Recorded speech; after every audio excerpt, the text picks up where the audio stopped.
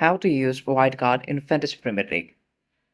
Hello everyone, it's Morgan here, and let's start the video. Firstly, let's open the Premier League app, and from here go to Fantasy, go to Transfers, and at the top you can see my wildcard is available.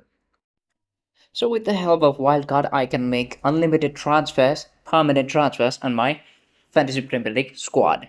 For an example, if I transfer out 3 players right now without using wildcard, certain points will be deducted for the next Fantasy Premier League game week.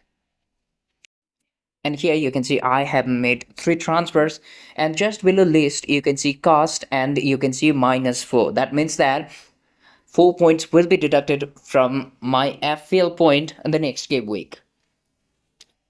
But if I selected wildcard here, just below the points overview, I clicked on wildcard.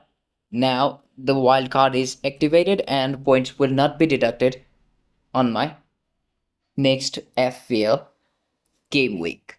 And by using wildcard, you can basically change your whole squad.